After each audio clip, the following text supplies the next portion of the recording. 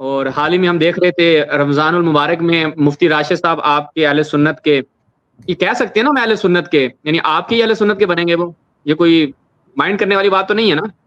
نہیں مجھے تو نہیں پتا، اگر کوئی اہل سنت کا ہے تو سنی ہے، میں تو کسی کو سنیت سے نہیں نکال سکتا.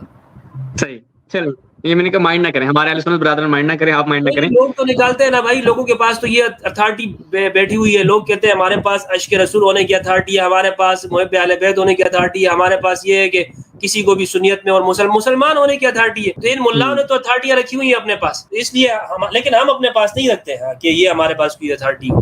ہم آپ کی لائٹ کا بھی انتظار کر رہے ہیں تاکہ آپ کی زیارت کے ساتھ آپ سے جو ہے وہ جوابات انشاءاللہ وہ بیان کر رہے تھے رمضان المبارک کے اس میں. تو یعنی درس تفسیر تھا، اس درس تفسیر میں ان سے سوال کیا گیا یہی کہ امام حسین علیہ السلام کی شہادت. تو آپ کے اہل سنت میں بعض افراد تو ہم شیعوں کو بلیم کرتے ہیں کہ آپ اہل سنت کا یہ عقیدہ ہے کہ امام حسین کو شہید ان شیعوں نے کیا تھا اور ابھی اسی کی سزا کاٹ رہے ہیں، رو رہے ہیں. تو آپ بھی ایسا کچھ عقیدہ رکھتے ہیں ہمارے بارے میں، کیا ہے آپ کا؟ نہیں وہ میں تو ہاں شیعہ نے شہید کیا تھا امام حسین علیہ السلام کو، اس میں کوئی شک تو نہیں ہونا چاہیے، لیکن وہ شیعان علی نہیں تھے، وہ شیعان بنو امیہ تھے.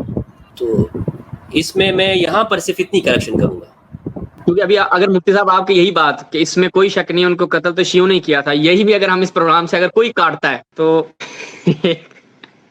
سوشل میڈیا پر صحیح تبرہ ہو سکتا ہے آپ پہ. ابھی آپ نے شروع میں کہا نا کہ اس میں تو کوئی شک نہیں نا کہ قتل تو شیعوں نے ہی کیا تھا، یہیں تک اگر کاٹ دیا جائے تو آپ پہ ایک اچھا خاصا تبرہ کروایا جا سکتا ہے سوشل میڈیا پہ. نہیں وہ خیر وہ تو بندہ کسی سے بھی کر سکتا ہے، آج کل تو ٹیکنالوجی اتنی فاسٹ ہو گئی ہے. لیکن بہرحال میں تو کہہ رہا ہوں کہ یہ لفظ استعمال ہوتا تھا اور شیعوں نے ہی قتل کیا. لیکن شیعہ کون سے شیعان بنو امیہ ہے نا بھائی، شیعوں کی تقسیم ہے اس زمانے میں ہو چکی تھی، شیعان بنو امیہ اور شیعان علی، یہ تو واضح بات ہے، اس میں کوئی شک و شبہ اور کوئی خفا نہیں ہے. اور یہ جو کہتے ہیں یہ اپنے قتل کو چھپانے کے لیے کہتے ہیں، تو شیعوں نے مارا تھا ان کو. بھائی مجھے بتاؤ کون سے شیعہ نے؟ کوفہ کے اوپر اکثریت اور غلبہ اس زمانے میں جن شیعوں کا تھا، یعنی شیعان علی وہ بہت اس طرح نہیں تھے کہ وہ غالب تھے وہاں پر. کوفہ کے اوپر اکثریت یعنی جو وہاں کے لوگ تھے عام معنوں کے اندر لیں تو وہ خاص اس ذہنیت کے نہیں تھے جنہیں ہم محبان اہل البیت کہیں یا وہ موالین امام علی علیہ السلام تھے. نہیں، وہاں شیعہ ضرور تھے، شیعان علی ضرور تھے، لیکن وہ یا تو مخفی ہو گئے تھے اس وقت میں، یا اتنی پابندیاں تھی، اتنے اس طرح کی وجوہات تھی جو سامنے نہیں آ سکے. تو جنہوں نے شہید کیا ہے وہ شیعان بنو امیہ تھے. چلیں یہ ایک ضمن تھا اور آپ نے اپنا سید شہباز صاحب ان میں جو ٹاپ کا لیڈر ہے عمر بن سعد بن ابی وقاص، یہ امام علی علیہ السلام کا وفادار بندہ رہا ہے، کبھی رہا ہے.